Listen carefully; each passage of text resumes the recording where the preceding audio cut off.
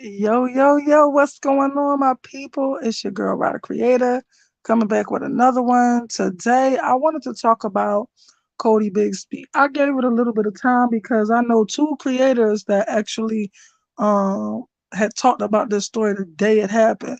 And so I just gave it a little bit of time so I wouldn't be like hopping on the bandwagon, you know what I mean? Um, so I wanted to talk about what happened, what has happened, the developments as far as Cody Bigsby goes, his father's written confession, um, what's going on with that, what was said.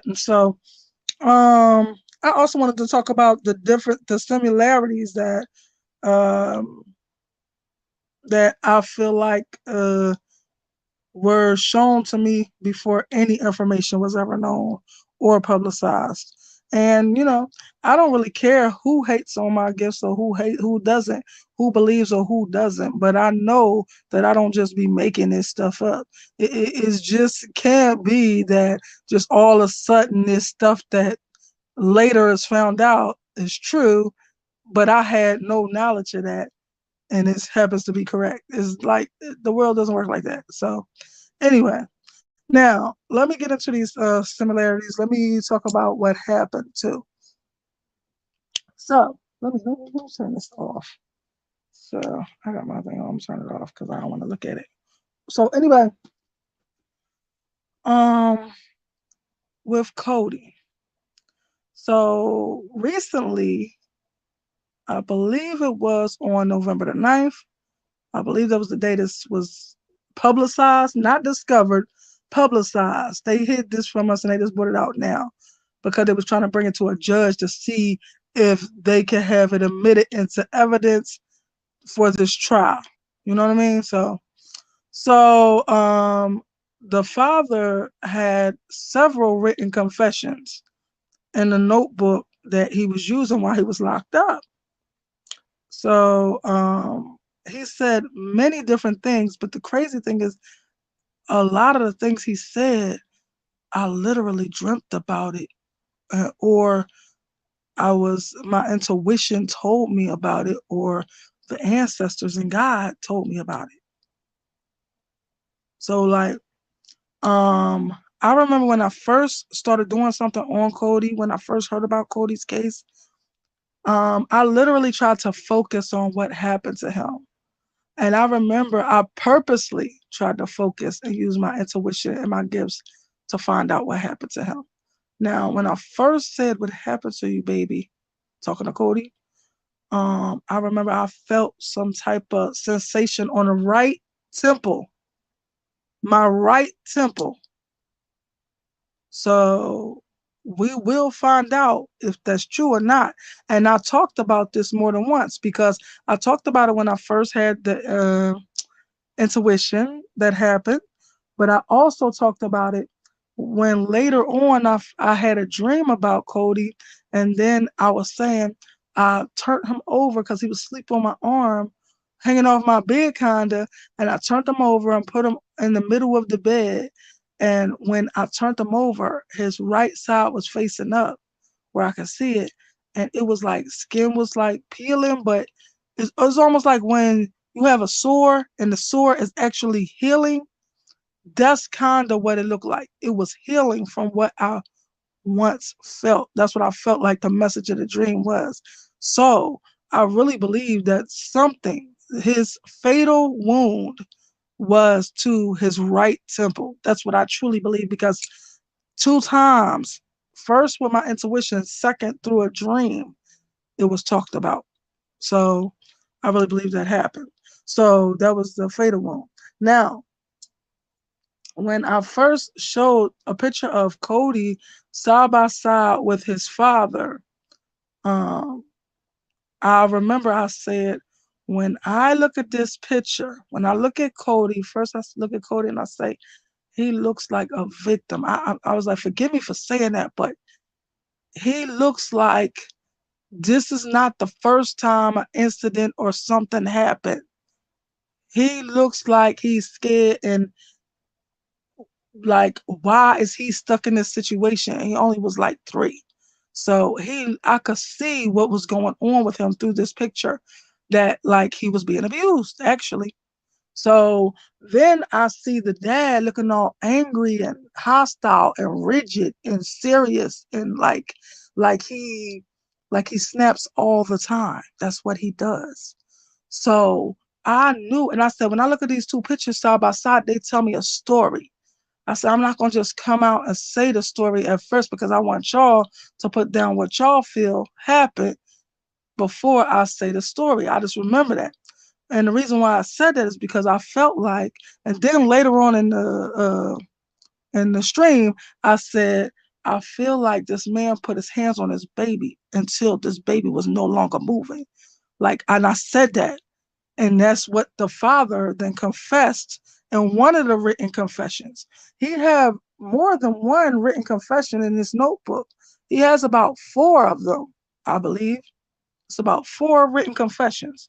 Now he said that he uh was punching on Codi on the kitchen floor until he stopped moving. This is what he said in the confession. In one of the written confessions. Then he also tried to say that Codi fell down the steps. Now, also, I'm gonna bring this up for the purpose of I had this dream that exposed me to their house or something. Was that her house? Yeah.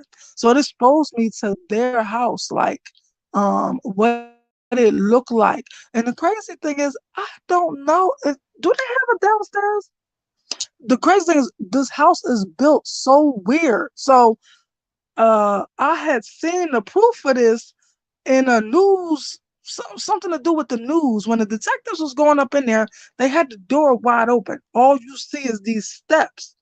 You don't see any uh living room, dining room, something like it leads to something downstairs. So I was under the impression that it was only a second floor apartment, actually.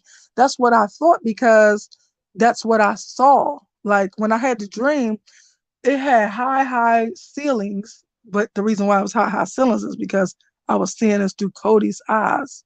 So if I was a 3-year old, because Cody, life was taken when he was 3. Okay, not when he was 4.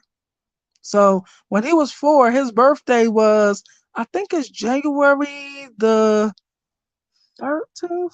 I might got that wrong. It could be the 14th. It's between January 11th and January 14th. I gotta go look at that again to be sure. But I know he's a Capricorn. So, and I know his birthday is in the teens of January. So, so that his dad reported him missing around Valentine's Day. It could have been on Valentine's Day. He actually reported him missing, but something happened to him last year before that. Like, so he passed in 2021. The dad didn't report him missing until February the 14th or 13th of 2022. So he was trying to create space so that if they do find Cody, that he would be decomposed so long that nobody would notice. You know, nobody would be able to prove what happened to him. But I knew what happened to him. I knew when I looked at these two pictures side by side, it told me that that angry man put his hands on that child until that child was no longer living. Okay. And then, so also in this confession, one of the other confessions, he said that he took Cody's body. That first he said he was outside doing something, laundry, something he said, and then he came back in and he sees Cody at the bottom of the steps unresponsive. Now the crazy thing is I had this dream, the same dream about the high ceilings. They ain't had no furniture in the house. This was on the second floor. It was no furniture in this room that should have been like a living room, dining room. It was no furniture, not one sofa, not one chair, nothing. So, but the neighbor, something I read from the neighbor said that they got a dresser. Who I don't know, or maybe that's in their bedroom. But they said it was a dresser that he seen the kids standing on one time, waving at him, and that's the only time he ever seen the kids. Also, I said in the dream, I felt like I was being held hostage. I said this. If you go back and look at my stuff about my dreams about Cody, I said this. I said I felt like we was not being let out, like we was being held hostage there. And then the neighbor said he never saw the kids. So this is true. Then I was looking for Cody. I went to go make Cody something to eat. That also told me that this was the reason it all happened. Because why would I dream about him wanting something to eat and me making him something to eat? I believe that Cody was trying to fend for himself and make his own self something to eat because the father didn't care enough to make sure these kids were properly fed and taken care of. And according to the neighbor, the father was never there. So so these little babies was made to fend for themselves. So I was making him something to eat. I believe that is the reason why the father snapped on this child because he was making himself something to eat. Now, what type of sense do that make? But this tell you what type of person this is. So anyway, so I felt like when he was going to make something to eat, the father came and found him trying to make something to eat and went off. Like it was something wrong with that.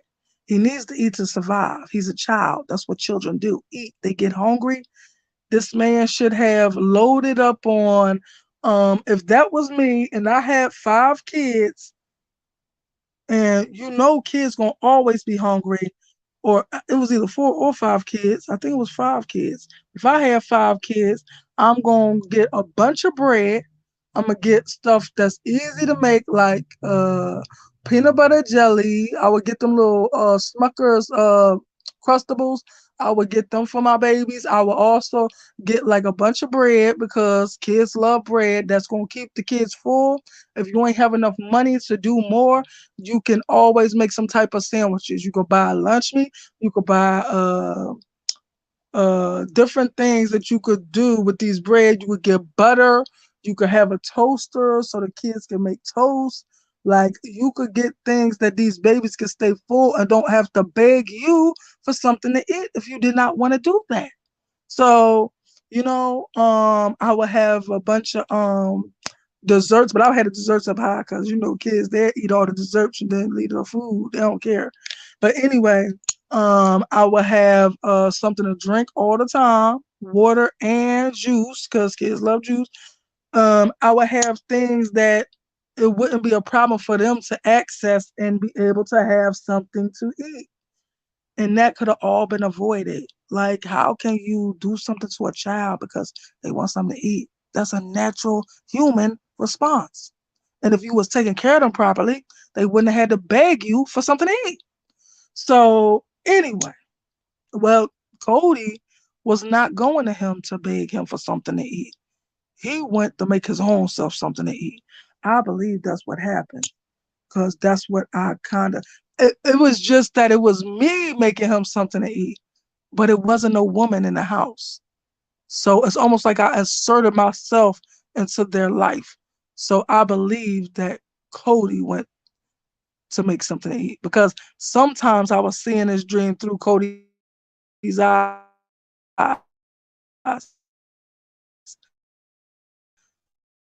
So if it was, then it probably was me as Cody was the reason this whole thing happened. It was something else I wanted to talk about that was a similarity. Let me see if I got it written down. Um, right. So the man said that he dropped Cody off in the confession, one of the confessions. He said he put Cody in Maryland. He said he went to oh, before I get there, I wanted to finish about the steps. So he said he found Cody at the bottom of the steps in one of these confessions. He found Cody at the bottom of the steps unresponsive, and then he went and buried Cody. This is what he said. So, so I feel like that was made up, but I will say, in my dream that I keep talking about, where I felt like we was held hostage, I had went to the top of the steps to look for Cody when I was done making him something to eat. I was making him chili cheese dogs to be exact. I believe that's his favorite food. I don't know how I know, but I believe that's what it was. So I went to the top of the steps because I was looking for Cody to give him his food, right? And he looked agitated when I first asked him did he want something to eat, like he got beat up or in trouble or something for being hungry. It was like he was almost feeling like it was a trick to say yes, that he wanted something to eat. That's another thing that made me believe that this is the reason why this happened, because it was almost like he was scared to say that he was hungry in his dream. But anyway, so when I was finished the chili cheese dogs, I went to the top of the steps and I looked down the steps. Uh, and before I went to the steps, I just remember it seemed like a lot of steps. It seemed like steep, steep, steep steps. It kind of made me nervous, like, and I'm believing that the reason why it did, and it seemed like so many more steps than usual, is probably because I was probably seeing that through Cody's eyes. So when he said Cody had was unresponsible, he was trying to insinuate that Cody fell down the steps. Now, what I learned from my spiritual information was that Cody did fall down the steps before, not at the time that Cody went missing, but before that. And so Cody had like a fear of the steps because he fell down the steps trying to go greet one of his other siblings. So, so, um, when this happened, when his dad was coming after Cody, Cody wished he could literally go down these steps. I'm assuming this is what it means, that he wished he could go down these steps, but because of his fear of these steps from falling down them before, he was scared to fall down them. So he would have never ran to the steps and go down them because he was so scared of these steps. So anyway, I had to bring that up because in the dream I did see these steps and I did have a fear of the steps, like I don't know, a hesitation. But then as me, I'm thinking I'm me, and I went to the steps looking for Cody. Like, anybody seen Cody? They like, no, no, nobody seen Cody. So I came back up. So anyway, back to what I was saying about the confession. So the man said in one of the confessions that he went to go get he went to Maryland and he uh buried Cody there or put Cody in Maryland. And then he went and got something to eat. Oh, he also said when he found the child unresponsive, he said he put him in a plastic bag. This is ridiculous. I'm sorry. Like, I don't want to say this. I shouldn't have said that. I feel horrible about saying it.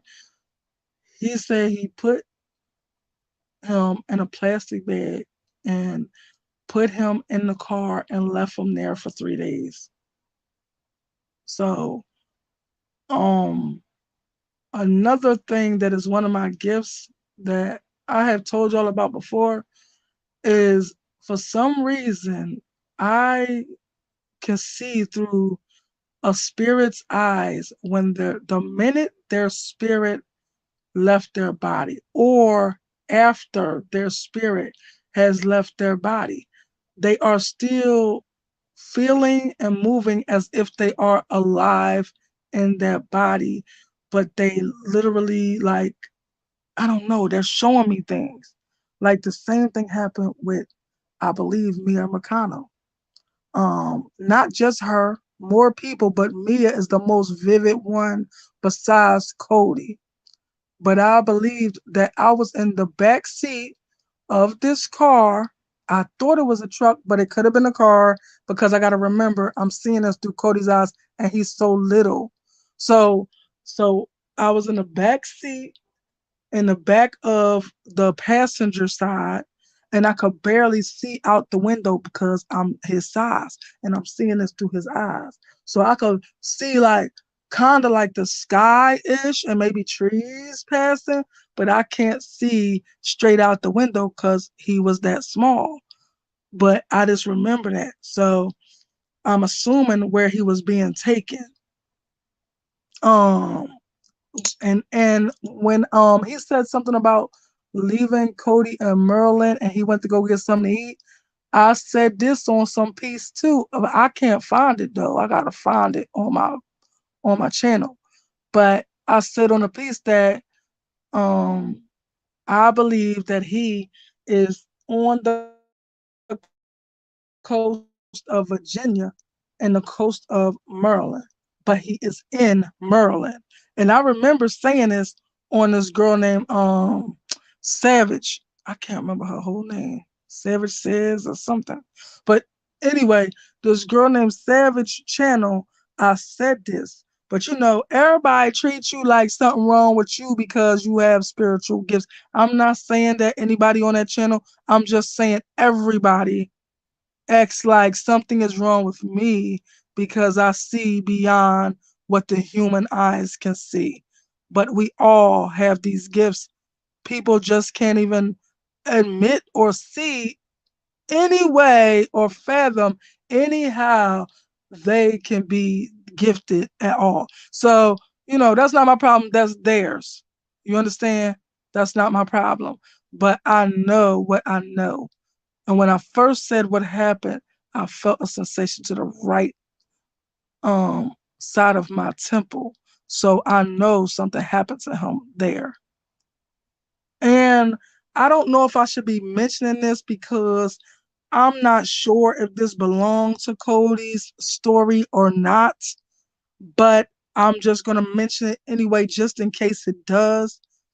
But when I was trying to visualize where he is, I remember that I had came to a hill, like a tree on a hill, and I felt like if I would have went to the edge of the hill, if I went to the top of the hill, it would have been a cliff and a drop.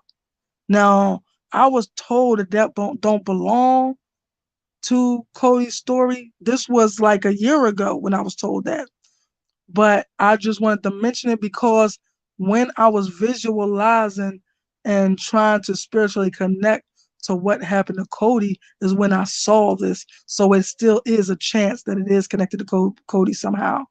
So I'm not sure. But yeah, I just wanted to mention it just in case. Like if they find him over a cliff that is a hill that a cliff, then I will know that it was for him. But yeah. So yeah, he is right over the border of Merlin. I said this maybe a year ago, but nobody believes it because people want to say, oh, they only want facts. But who are y'all to say what is facts? Now I'm finding out what I said was facts. A year later, what I said was facts. Almost 2 years later, almost.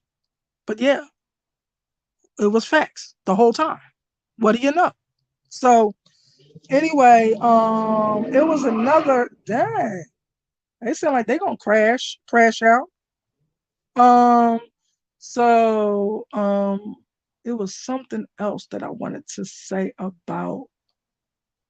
I think I did say it already. I'm not sure. But yeah, there's other similarities that I probably did not remember to name, but there were similarities. And I just want to say something about it. I just wanted to speak on it. I hope they do find saying that he put Cody there. Then why didn't they find him yet? I feel like they're being a little misled. And I think that was purposeful. I think he was feeling bad about what he done to his son.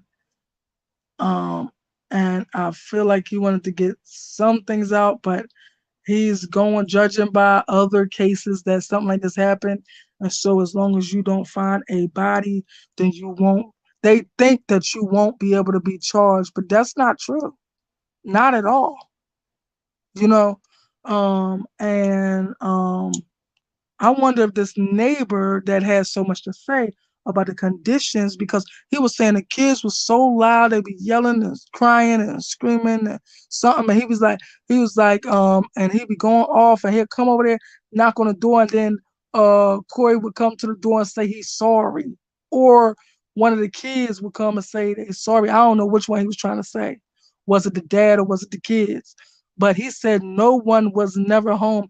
He was saying that it was rarely adult supervision, rarely. And he was saying he only seen the kids one time. He said he was coming out his house to go somewhere, and the kids stood on a dresser. They were standing on a dresser and waving hi to him. And that's the only time he ever seen the kids. Two of the kids in diapers. And that probably one of them was probably Cody. Actually, probably Cody, because I think Cody is one of the youngest children. But yeah, and what I can't even fathom is how could that mother leave that monster with your children? You should have took your children with you. I could never leave my children. I know he was a monster. He probably possibly had PTSD, but that don't excuse the fact you should have rescued your children from this monster. Like you already know what he did to you. I believe that that woman ran for her life to get away from that man, but I would never leave my children. That's what I'm not going to do. I'm not leaving my children with that man. I don't care if he stalked me for the rest of my life. He going to stalk me and my children for the rest of our life then. Because I'm not giving my children to that man. Shoot, I would have had some proof of what he did and why he should not um be able to see my children unless it's under supervised visitations so that he can't do what he did to me to my children. And that's the way I felt about it. I really have a problem with the fact that the mom left and left her children. Because if she would have took them, it's a possibility that Cody would be here right now. So I guess that's all for today. I think that is that everything, y'all? Yeah. So I guess that's all for today. I wanted to talk about the similarities of everything that I saw spiritually and spiritual information that I was given compared to what was said by the dad and his many confessions. He had about 4 confessions. So all of these bits of information match up to what I saw, what I dreamed, what I felt, the sensation that something, but that's the only thing that I wasn't able to prove yet is if anybody find out where is Cody's fatal wound, if they find Cody, then if it's the right temple, please get in my comments and let me know some way, somehow, because I want to know. I really believe that. And until he is found, we won't be able to prove that. But yeah, I knew that he put his hands on that child until the child stopped moving. Everything he said in his confessions, I already told y'all, but y'all weren't listening. So stay woke with that in mind. Stay woke, stay gifted, stay believing in yourself. You can do anything you put your mind to. Um, and I guess for the most part, that will be it. If you wish to support my channel, you can hit me up on my Cash App that's scrolling across the bottom. You can also hit me up on my PayPal account that's listed in the description box of this thing and this live. Also, if you want to contact me, I got the email address and I have a number where you could text me at in the description box as well. You've been beautiful. Thank you for busting it up with me. I appreciate everybody who stopped by. I love you. Mwah. Peace.